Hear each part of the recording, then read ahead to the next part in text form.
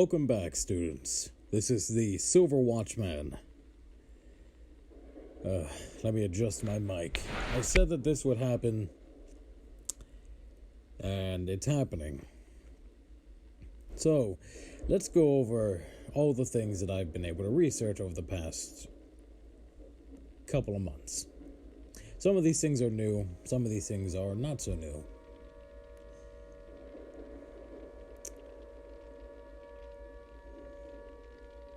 It's kind of difficult to word this. But let's start off with the title of the video. This is Seashine episode 25. Last I checked. Trump, Tate.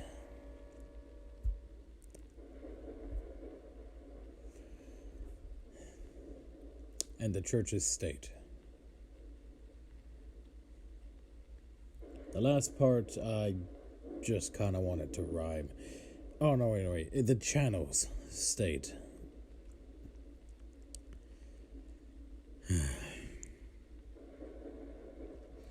So, in recent times, Trump has been, let's see, his Mar-a-Lago, am I pronouncing that correct?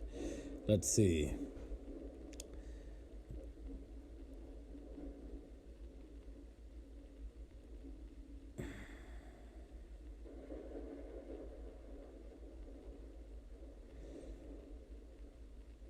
What is this? I don't care for this. All right. So, apparently, Donald Trump had some, from all the information I was able to gather, had these confidential papers. For example, launch codes. He was reserving them for the... What is this? If I'm reading this correctly, the Donald Trump Museum.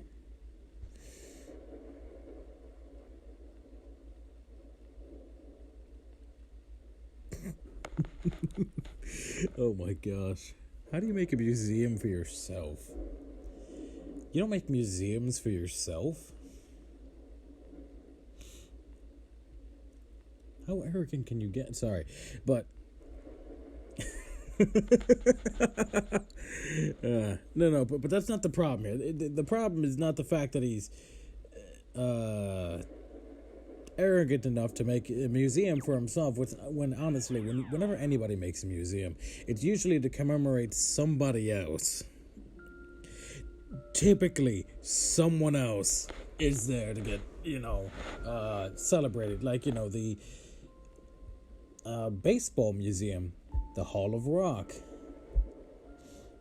Museum of the Smith, oh my gosh.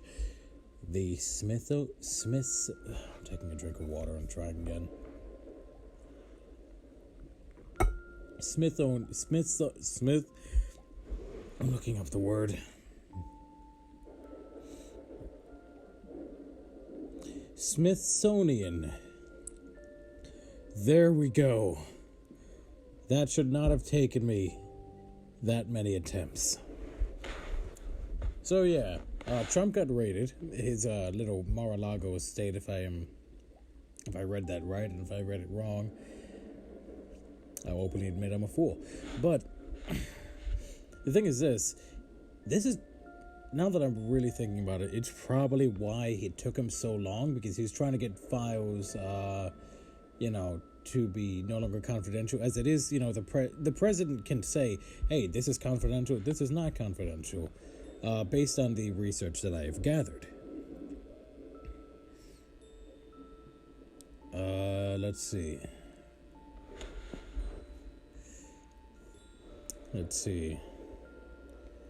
I'm reading just... Yeah, Mar-a-Lago, yeah, there it is. Affidavit to judge possible release. Let's see, there's so many things on it. You got stuff from, by the People's Post and the Washington Post. Actually, I kind of like the Washington Post. Let's see, Time Magazine. I don't care for that. Oh, the New Yorker. I misread generals. I'm not. I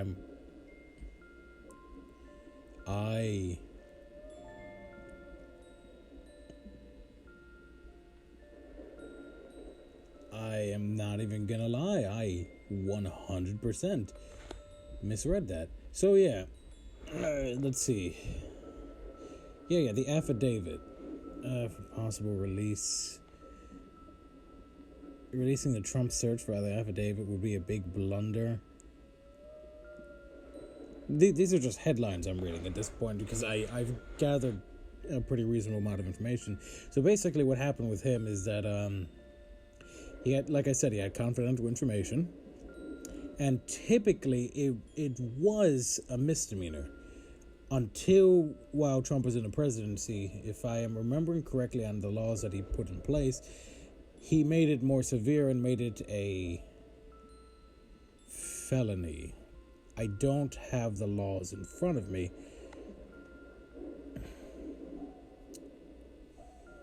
Yeah, let's see. Donald Trump.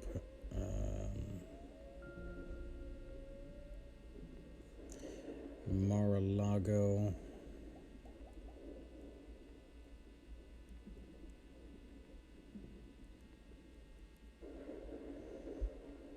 And apparently, like, he's it. See, if he had it, but he had it properly secured, it wouldn't have been an issue because of the way that the law is set up. But because he had it in a briefcase, from what I can read, let's see.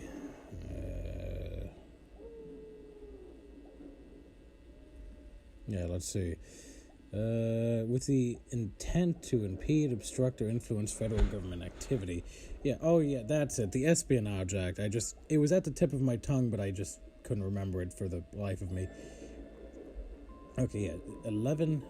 Yeah, these things were marked as classified, but if he's a president, he had these things declassified. I don't know why I was saying confidential.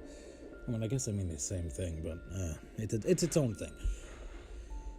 Yeah, 11 sets of documents, so that means, wait, the sets, like 11 pages, but sets, okay, so that means, like, in folders, so 11 folders of documents, so that means that's quite a bit, actually, and, yeah, no, that would fit in a briefcase, but yeah, part of the thing is that, let's see, classified, Espionage Act, there it is. I'm just going to read it to you guys. Let's see. United States federal law enacted on July 15, 1970, shortly after, World War I. So, basically,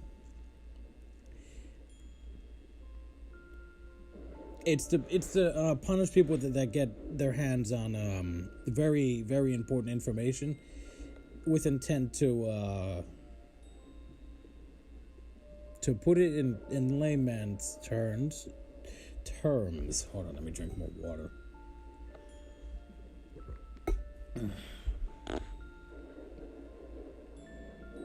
layman's terms, basically,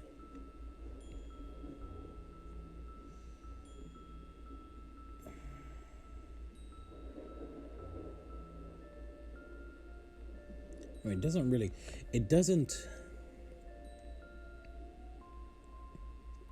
See, this is where things get kind of. This is okay. Never mind. Okay, so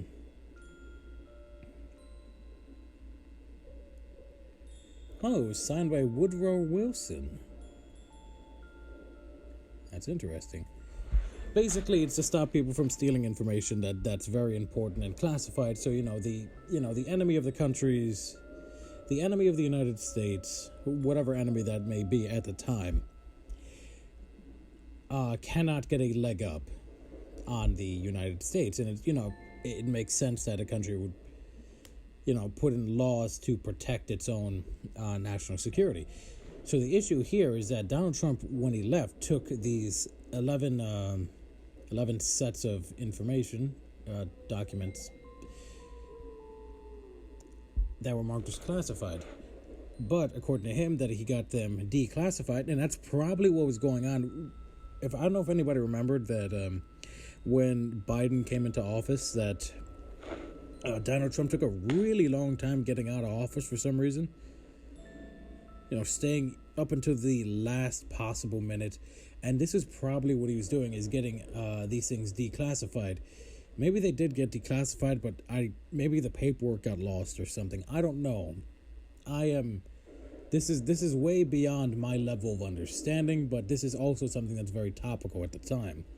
At this current time, which is, what day is it? It is currently August 25th. I'm doing this on a Thursday because Wednesday was wild. I went to court, but that's its own thing. But yeah, so that's basically all the information I have on that, or care to have on it. But, Trump broke a law, and he got in trouble. It's simple as that. But now comes something interesting is Andrew Tate. Now, I've done some pretty extensive research on Andrew Tate, and I have found that his character seems to be... Look, he's a hard person to talk about, quite simply because he has the core there. He has a core of, how a man should be. But that's all he has.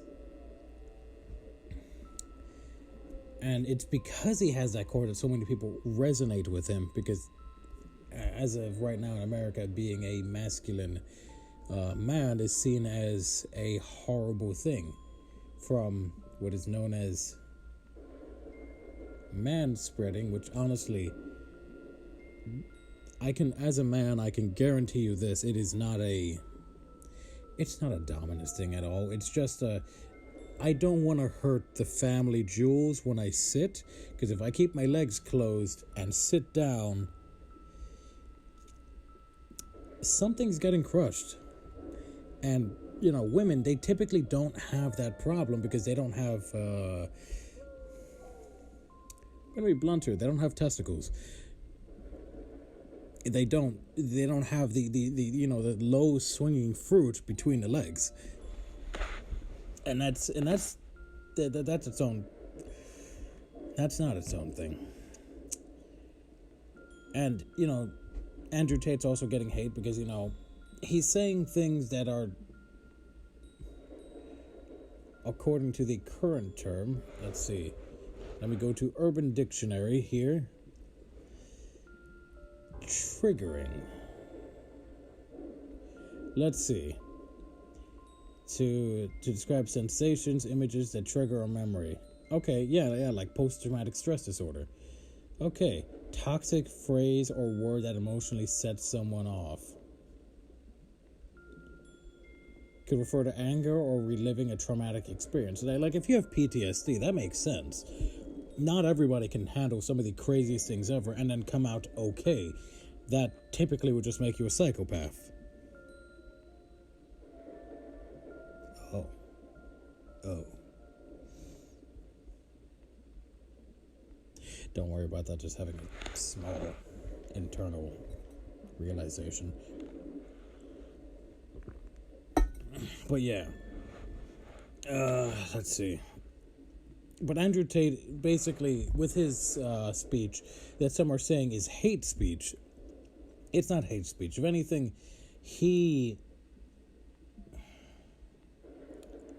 from what I can tell, he's very much he is a man that has profited off of the extortion of women, pretty much. From what I can understand. Now, the fact that he got, banned off multiple social medias, I do not think that is something that is, honestly, that seems kind of wrong, at least in our country. We're all about free speech, aren't we?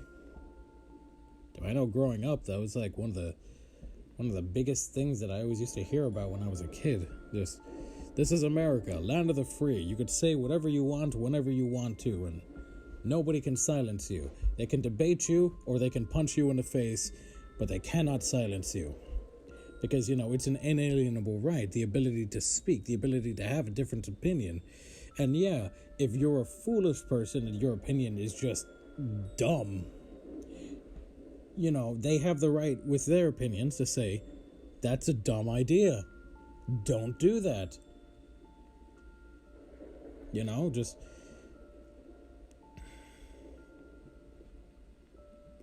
I mean, that's how I grew up. But, the world's not the same as it was. It really hasn't been. And honestly, it did bum me out and discourage me that the fact that I stand as a man of God, and for the most part, a conservative, the more research I do into conservatism, the more I realize that I align with that. I used to stand on the more liberal side, but now I stand more conservative, because conservatives don't try to silence you. They just tell you you're dumb. Based on my experiences, like they tell you when you're wrong, that something is wrong, and as I've matured, I've learned that it's okay to be wrong about stuff. It's okay to not have all the answers. I'm a man of God, and I don't have all the answers. That's why I'm always, at the end of every episode, I'm asking you guys, hey,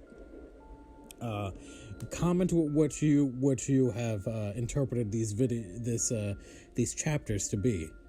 And the reason I do that is because I know that there's points that I missed. When I first started doing this, doing YouTube for God, I will admit I was a little bit more arrogant at the time, and I'm leaving up those old videos so you guys can see the amount of growth that I've had over the years. I went from this person that was unreasonably certain to somebody that is... I am certain in what I'm saying is the truth, but I also understand that there's more to it. Every single time I look into the Word of God, I know that there's more to it. There's always been more to it. Like the book of Job, God revealed this to me. Actually last week, let's see, today is Thursday, and then there's, last week. So, basically, the book of Job is a simple, it's intense, but at the same, and it's also one of my favorites because it asks you this simple question. After reading the whole book of Job, it asks you this: when you lose everything, when you lose your money, your friends, your family, when you lose all the privilege, all the power, all the authority that you may have had, everything, even your health, is gone.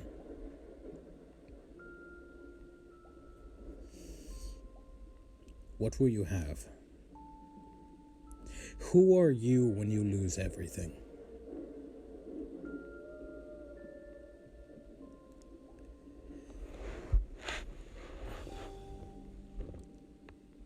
What do you have?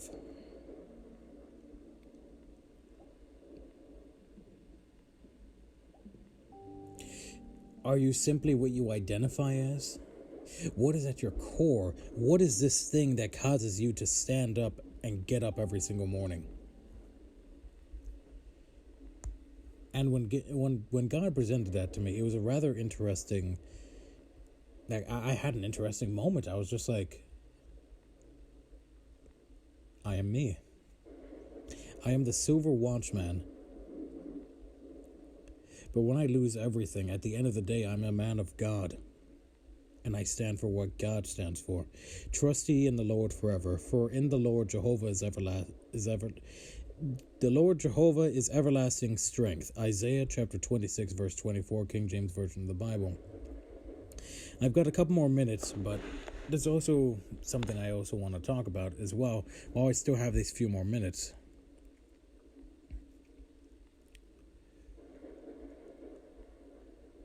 As somebody that worships God, one of these days, by God's own grace, all the churches will be united. all the ones that truly serve God, all the ones that truly, connect with God. Those will be the ones. The only way we're going to make this country better.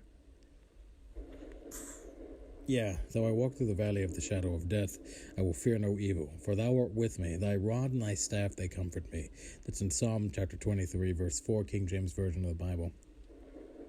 The only way we're going to solve this massive mental health crisis, the only way we're going to solve all of these insane things that are going on nowadays, is if we unite as the body of God, as the bride of Christ.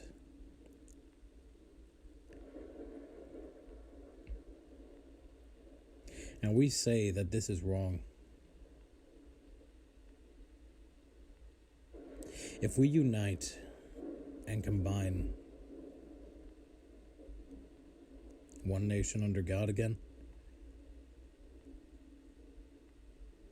I've read history books. I've read so many history books, and it's just, we were a force to be reckoned with. And now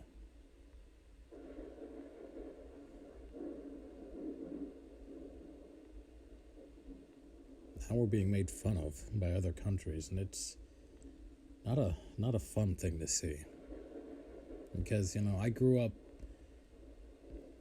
with this idea that this country is a fantastic place to grow up in. And you know what? This country's been good to me. That's why at the end of the day, by God's own grace, I'll fulfill His will. And the churches will be united. It may not be now, it may not be tomorrow, but one day, another revival will happen. The last one this country will ever see. When everybody unites and gets on the same page and says, this is right and this is wrong. But the fact that we've got too many people arguing, too many people away from each other, standing against each other. We have the strong against the weak against the weaker, and the rich against the poor. I don't see problems between races. I see a problem between multiple classes.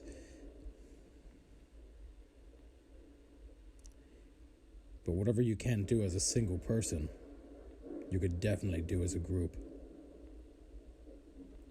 But that's just my 2 cents,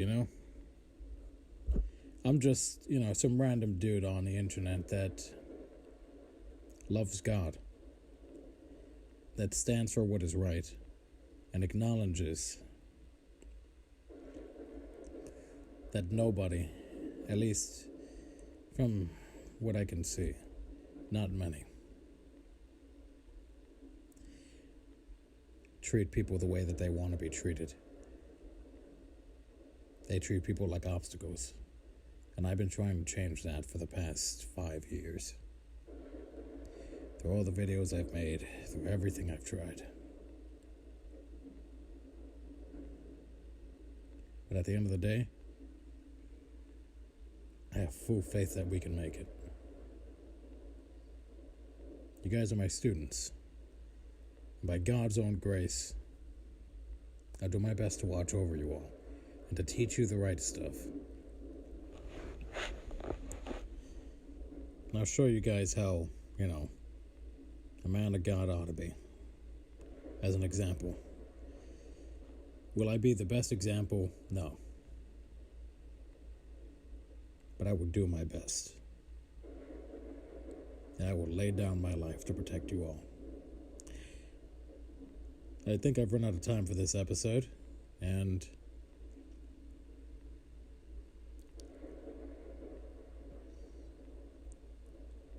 I don't know, I hope I gave you guys some stuff to think about. Be safe out there, though. Last thing I want to see is, you guys get hurt.